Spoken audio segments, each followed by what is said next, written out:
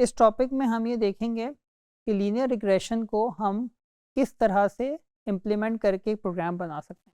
इस इम्प्लीमेंटेशन के लिए हम पाइथन लैंग्वेज का सहारा लेंगे। पाइथन लैंग्वेज को इस्तेमाल करने के लिए आपको अपने कंप्यूटर पे पाइथन के पैकेजेस इंस्टॉल करने पड़ते हैं, लेकिन ऐसे भी बहुत से तरीके मौजूद हैं जिसकी मदद से आप बगैर किसी इंस्टॉलेशन के भी पाइथन की प्रोग्रामिंग कर सकते हैं। ऐसा ही एक सलूशन कोलैब है। कोलैब गूगल का एक प्लेटफॉर्म है जिस पे आप जाके डायरेक्टली बगैर किसी इंस्टॉलेशन के अपनी प्रोग्रामिंग पाइथन में शुरू कर सकते हैं। आज के इस टॉपिक के अंदर हम कोलैब के अंदर लीनियर रिग्रेशन को इम्प्लीमेंट करना सीखेंगे।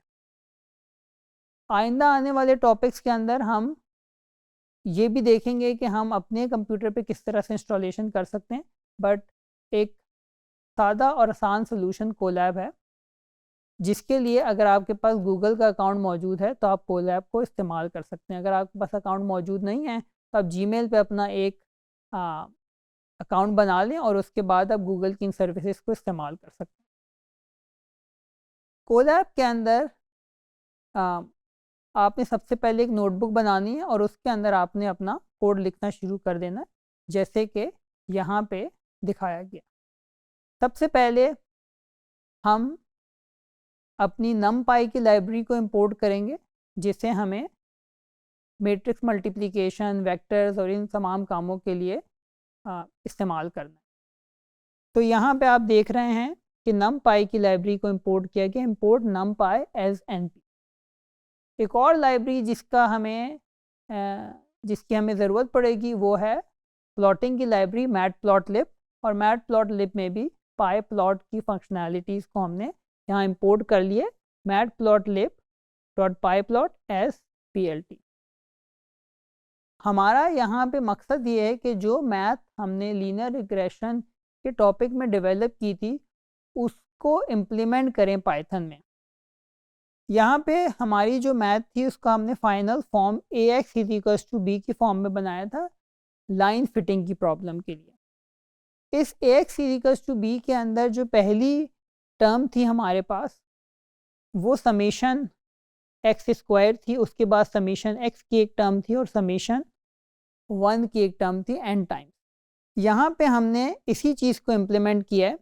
समेशन x वाली टर्म को हमने यहाँ इस लाइन पे इम्प्लीमेंट किया है, जिसके अंदर हमने np.sum किया है x की तमाम वैल्यूज़ को जिस फंक्शन को इनपुट पे मिल रही हैं। हमारे लीनियर रिग्रेशन के सोल्यूशन पे दो वेरिएबल से x और टारगेट, दोनों वेरिएबल इस फंक्शन को इनपुट पे मिल रहे हैं। x की तमाम वैल्यू का सम कर लिया तो हमारे पास समेशन x आ गया। इसी तरह से यहाँ पे समेशन ऑफ 1 था n टाइम, यानी जब 1 को n टाइम समेशन करेंगे तो वो n ही आ जाएगा। इसी तरह से हमने ये s बना लिए n। हमारे पास तीसरी टर्म थी x² की समेशन, यहाँ पे हमने x² किया और numpy से सम कर लिए तो s हमारी x² की समेशन है। राइट हैंड साइड पे देखते हैं तो हमारे पास पहली टर्म थी जिसके अंदर x और t को मल्टीप्लाई करके हमने सम किया था। यहाँ पर हमने यही काम किया है, हमने x और t को मल्टीप्लाई करके उसका सम ले लिया और उसको वेरिएबल stx में स्टोर करवा लिया। और आखिरी टर्म थी हमारी समेशन t, यानी t की तमाम वैल्यूज़ का सम करके हमने एक और वेरिएबल में स्टोर करा लिए जो हमारे पास st के नाम से। इन 5 वेरिएबल्स की मदद से हमारे पास जो A मैट्रिक्स थी वो भी पूरी तरह से कंप्यूट हो गई है और जो B का वेक्टर था वो भी पूरी तरह से कंप्यूट हो चुका है। इन वेरिएबल्स को यूज़ करते हुए यहाँ पर हमने A की मैट्रिक्स बनाई है। अगेन हमने numpy की एरे को इस्तेमाल करते हुए उसमें मैट्रिक्स की पहली और दूसरी रो को डिफ़ाइन कर दिया। इसी तरह से हमने np.array इस्तेमाल करते हुए राइट हैंड साइड को भी डिफ़ाइन कर दिया। अब हमें इसका सलूशन निकालना है। इसका सलूशन निकालने के लिए numpy के अंदर सॉल्वर मौजूद है लीनियर अलजेब्रा का, तो हमने लीनियर अलजेब्रा के सॉल्वर को इस्तेमाल किया। हमने उसको a और b की वैल्यू दी है और उसने हमें कोएफिशिएंट्स कंप्यूट करके दे दिए जिसे हमने कोएफ के वेरिएबल में स्टोर करवा दिया। चूँकि हम लाइन का सोल्यूशन डेवलप कर रहे हैं, उसमें 2 वेरिएबल्स ही कंप्यूट होकर आने थे, m और c, तो हमने पहला कोफिशिएंट और दूसरे कोफिशिएंट को इस फंक्शन से रिटर्न करवा दिया। एसेंशियली ये फंक्शन हमारे लाइन फिटिंग के सोल्यूशन को इम्प्लीमेंट कर रहा है। अब आगे हमने पाइथन में इस फंक्शन को यूज़ करके किसी भी प्रॉब्लम के लिए लाइन फिटिंग कर सकते हैं, यानी किसी भी प्रॉब्लम के लिए जो 2 पैरामीटर थे m और c वो एस्टिमेट कर सकते हैं। क्योंकि डेटा को प्लॉट करके सोल्यूशन को एनालाइज करना एक बहुत इम्पॉर्टेंट काम है, तो हमने इस फंक्शन को यूज़ करने से पहले हमारे प्लॉट रिग्रेशन ऑफ लाइन का फंक्शन इम्प्लीमेंट किया, जिसके अंदर हमने एक प्लॉट स्कैटर का फंक्शन यूज़ किया, जिसमें x और टारगेट वैल्यूज़ को हम प्लॉट कर रहे हैं। x और टारगेट वैल्यूज़ को मार्कर o से प्लॉट किया गया, जो यहाँ पे जो आपको मैजेंटा कलर के डॉट्स नज़र आ रहे हैं, ये उसको रिप्रेजेंट करे। यहाँ पे कलर m बता रहा है कि मैजेंटा कलर के डॉट्स प्लॉट होंगे।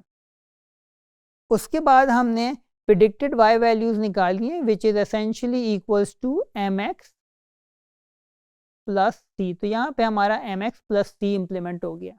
इससे हमारे पास प्रेडिक्टेड वैल्यूज़ आ गई हैं, और प्रेडिक्टेड वैल्यूज़ को या जो हमारे पास पैरामीटर्स आए थे उससे जो हमारे पास प्रेडिक्टेड लाइन आई है उसको हमने ग्रीन कलर से यहाँ प्लॉट कर लिया, जो हमें यहाँ नज़र आ रही है। और आखिर में हमने लेबल्स डिफ़ाइन कर दिए कि x एक्सिस को हम x कहेंगे और y एक्सिस को हम y कहेंगे। अब सिर्फ ये रह गया है कि हमने अपना लीनियर रिग्रेशन का फंक्शन यूज़ करना है, जिससे कोफिशिएंट कंप्यूट होंगे, और प्लॉट का फंक्शन यूज़ किया जिससे हमारे पास डेटा और रिजल्ट प्लॉट होंगे। तो हमने एक मेन का फंक्शन लिखा है जिसमें हमने x वेरिएबल डिफ़ाइन किया है और t वेरिएबल डिफ़ाइन किया है। पिछले टॉपिक्स के अंदर हमने x और t की मल्टीपल फॉर्म्स देखी थी। हमने air condition versus number of people in the classroom के अंदर भी x और t को देखा था। इसी तरह से हमने हाइट वर्सेस वेट के केस में भी हमने देखा था। उन वेरिएबल्स को आप यहाँ नमपाई एरे में डिफ़ाइन कर सकते हैं, और नमपाई एरे में जब डिफ़ाइन करके एस्टिमेट कोफिशिएंट को x और t भेजेंगे, वो आपको कोफिशिएंट रिटर्न कर देगा। उन कोफिशिएंट्स को आप प्लॉट कर सकते हैं, तो आपके पास रिज़ल्ट आ जाएगा। इस पर्टिकुलर एग्जांपल में जो डेटा हमने यूज़ किया था, उस डेटा की मदद से जो कोफिशिएंट प्लॉट हुए, उसमें फर्स्ट कोफिशिएंट की वैल्यू जिसे हमने यहाँ पे रिप्रेजेंट किया c होगा, y is equal to mx plus v में जो y इंटरसेप्ट c है उसकी वैल्यू हमारे पास 1.1878 आ रही है, और इसी तरह से स्लोप की वैल्यू हमारे पास 1.25 आ रही है। इनकी मदद से जो लाइन प्लॉट हुई है वो ग्रीन कलर में नज़र आ रही है, और हम ये देख सकते हैं कि हमने जो भी x और t की वैल्यू दी थी उसके लिए इस प्रोग्राम ने एक लीस्ट स्क्वायर लाइन फिट करके प्लॉट करके हमें दिखा दी है। इस प्रोग्राम की मदद से अब आप अपने फारिग टाइम में टॉपिक को सुनने के बाद मुख्तलिफ x और t की वैल्यूज़ इसके अंदर इंसर्ट करके ट्राई करके देख सकते हैं कि ये कितनी अच्छी लाइन फिट करता है आपके गिवन डेटा पे।